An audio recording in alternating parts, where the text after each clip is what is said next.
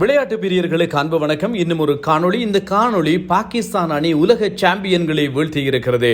World test சாம்பியன்ஷிப்புக்கான போட்டிகள் இடம்பெற்றுக் கொண்டிருக்கின்றன. இதிலே இன்னும் ஒரு போட்டியாக இந்த போட்டி பாகிஸ்தான் மற்றும் தென்னாப்பிரிக்க அணிகளுக்கு இடையில் இடம்பெற்றிருந்தது. நேற்றைய நாளில் இந்திய மற்றும் மேற்கிந்திய தீவுகள் அணிகளுக்கு இடையிலான போட்டியிலும் கூட இந்தியா 2-0 என்கின்ற அடிப்படையில் மேற்கிந்திய தீவுகளை வெற்றி கொண்டிருந்தது என்பது உங்களுக்கு தெரிந்த விஷயம்.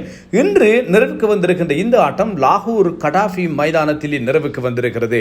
வேர்ல்ட் டெஸ்ட் சாம்பியன்ஷிப் மகுடத்தை தனதாக்கி இருக்கின்ற தென்னாப்பிரிக்க அணி இது ஒரு சாதாரணமான அணி கிடையாது. வேர்ல்ட் சாம்பியன்களை பாகிஸ்தான் 93 ஓட்டங்களால் தங்கள் சொந்த மண்ணிலே வைத்து வீழ்த்தி இருக்கிறார்கள். முதலில் திருப்படுத்தாடிய பாகிஸ்தான் 378 ஓட்டங்களை குவித்தது. தென்னாப்பிரிக்கா 269 ஓட்டங்களுக்குள் சுருண்டது. பாகிஸ்தான் 167 ஓட்டங்களை இரண்டாவது இன்னிங்ஸிலே பெற்றது. இரண்டாவது இன்னிங்ஸ் பாகிஸ்தானுக்கு ஏமாற்றமாகத்தான் இருந்தது. பதிலுக்கு 277 என்கின்ற வெற்றி இலக்கோடு ஆடிய தென்னாப்பிரிக்கா 183 ஓட்டங்களுக்குள் ஆட்டம் இழந்தது. நோமான் அலி வயது முதிர்ந்த வீரர் என்று சொல்லி ட்ரோல் செய்யப்படுகின்ற ஒரு வீரர் 10 விக்கெட்டுகளை கைப்பற்றினார். ஆட்ட நாயகன் விருதையும் தனதாக்கி இருக்கிறார். பாகிஸ்தான் கிரிக்கெட் அணி அண்மை காலமாக ஏராளமான விமர்சனங்களை சந்தித்து வருகின்ற அணி, ஏராளமான அழுத்தங்களுக்கு முகம் கொடுத்து வருகின்ற அணி.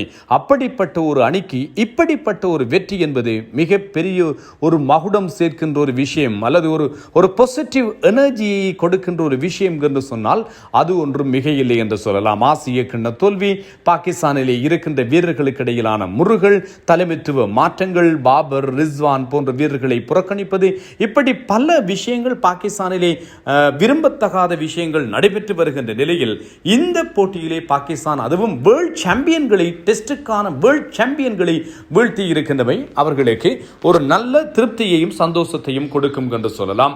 ஸ்கோர் விவரங்கள் யார் யார் இவ்வளவு பெற்றார்கள் என்பதை உங்களுக்கு ஞாபகப்படுத்த வேண்டும் தானே. 378 ஓட்டங்கள். அப்துல்லா சாஃபிக் 2, இமாமுல் ஹக் சாயிம் ஆயூப்புக்கு பதிலாக அணிக்குள்ளே கொண்டு வரப்பட்டவர். இமாமுல் ஹக் இன்சமாமினுடைய மருமகன். இதனால் தான் அணிக்குள்ளே தொடர்கிறார் என்ற விமர்சனங்கள் வந்தாலும் அவருடைய ஸ்டாட்ஸை எடுத்து பார்த்தால் மிக நல்ல சராசரி, மிக நல்ல ஓட்ட குவிப்பு இருக்கிறது. கம்பேக் கொடுத்த ஒரு இன்னிங்ஸிலே இவர் 93 ஓட்டங்கள். அணித்தலைவர் ஷான் மசூட், இவருடைய சராசரி 30களிலே தானே இன்னும் இருக்கிறது.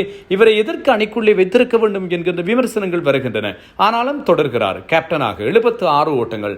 பாபர் அசாம் 23 ஓட்டங்கள். ஷவுட் சஹீல் 0, முகமது ரிஸ்வான் 75, சல்மான் அலி அகா. எதற்கு இவர் 2020 போட்டிகளினுடைய அணித்தலைவர், ஒரு கேப்டன் இப்படித்தானா இருக்க வேண்டும் என்றெல்லாம் ஏராளம் விமர்சனங்கள் முன்வைக்கப்பட்ட சல்மான் அலி ஆகா 93 ஓட்டங்களை பெற்றார். அதற்கு பின்னர் நோமான் அலி, சாயித் கான், சஜீத் கான், ஷஹின் ஷா அஃப்ரிடி, ஹசன் அலி என்று சொல்லி ஆடினார்கள்.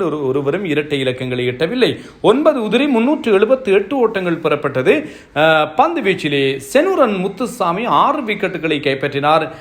பிரேண்டர் சுப்ராயன் 2 விக்கெட்டுகளை கைப்பற்றினார். ககிசூர் ரபாடா, சிம்ரன் ஹாமர் ஆகியோருக்கு ஒவ்வொரு விக்கெட்டுகள் கிடைத்தன.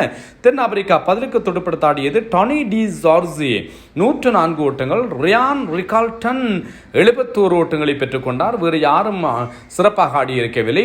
அவர்களுடைய வளமையான அணித்தலைவர் டெம்பா பபுமா ஆடாத காரணத்தால் எய்டன் மாக்ராம் அணியினுடைய தலைவராக விளையாடி இருந்தார் என்பதும் கவனிக்கத்தக்கது. வியான் முல்டர் அண்மையிலே முச்சதம் அடித்து லாராவினுடைய சாதனையை முறியடிப்பார் என்று எதிர்பார்க்க வேன் முல்டர் 3ஆம் இலக்கத்திலே ஆடினார். இவர் 17 ஓட்டங்கள் மட்டும்தான். Tristan Stubbs 8, Dewald Brevis golden duck ஆனார். சஜீத் கானினுடைய பந்து வீச்சிலே. பந்து வீச்சை பொறுத்தவரையில் 6 விக்கெட்டுகளை நோமான் அணி, சஜீத் கானுக்கு 3, சல்மான் அலி அகாவிற்கு 1 கிடைத்தது. பாகிஸ்தான் இரண்டாவது இன்னிங்ஸ் ஏமாற்றம் கொடுத்தது. பாபர் அசாம் 42, அப்துல்லா சாஃபிக் 41, 38 சவுட் ஷஹீல் பெற்றார்கள். 167க்கு ஆல் அவுட் ஆனது. 5 விக்கெட்டுகளை செனுரன் முத்துசாமி கைப்பற்றினார். சிமோன் ஹாமர் 4 விக்கெட்டுகளை கைப்பற்றியிருந்தவை கவனிக்கத்தக்கது. முதலாவது இன்னிங்ஸிலும் கூட செனுரன் முத்துசாமி 6 விக்கெட்டுகளை கைப்பற்றியவர். அவரும் இந்த போட்டியிலே மொத்தம் 10 விக்கெட்டுகளை செனுரன் முத்துசாமி 11 விக்கெட்டுகளை சாய்த்திருந்தவை சிறப்பம்சம். தென்னாப்பிரிக்காவுக்கு 277 இலக்கு. Ryan Rickelton 45, Aiden Markram captain 3, Wiaan Mulder duck out ஆனார். டோனி டி ஜார்ஜி ஃபர்ஸ்ட் இன்னிங்ஸிலே செஞ்சுரி அடித்தவர். இதிலே 16, 54 ஓட்டங்களை ரேட் டெவால் பிரேபிஸ் பெற்றார். ஸ்ட்ரைக் ரேட் 100 என்பதும் கவனிக்கத்தக்கது. மற்றவர்கள் சிறப்பிக்கவில்லை. நோமான் அலிக்கு 4, சஜித் கானுக்கு 2, ஷஹின் ஷா அப்ரிடியும் சிறப்பாக செயற்பட்டார். 4 விக்கெட்டுகளை கைப்பற்றி இருந்தார் என்பதும் கவனிக்கக்கூடியது. ஆட்ட நாயகனாக 40 வயதாகின்ற நோமான் அலி கைப்பற்றி இருக்கிறார். ஒரு 40 வயதிலே ஒருவருக்கு டெஸ்ட் போட்டிகளில் விளையாட வாய்ப்பு வேண்டுமா என்று கேட்பது புரிகிறது. ஆனாலும் கூட நோமான் அலி தனக்கு கிடைக்கின்ற எல்லா வாய்ப்புகளையும் சரியாக பயன்படுத்திக் கொண்டிருக்கிறார். வெறும் 20 டெஸ்ட்கள் தான் இதுவரைக்கும் ஆடியிருக்கிறார் நோமான் அலி. ஆனால் 93 விக்கெட்டுகளை நோமான் அலி கைப்பற்றி இருக்கிறார் என்பதும் ஞாபகப்படுத்தத்தக்கதாக இருக்கிறது. மிகச்சிறப்பாக அவர் அண்மை காலமாக சஜித் கானோடு சேர்ந்து செயற்பட்டு வருகின்றவையும் பாராட்டக்கூடிய வாழ்த்தக்கூடிய ஒரு விடயம் என்று சொல்லலாம்.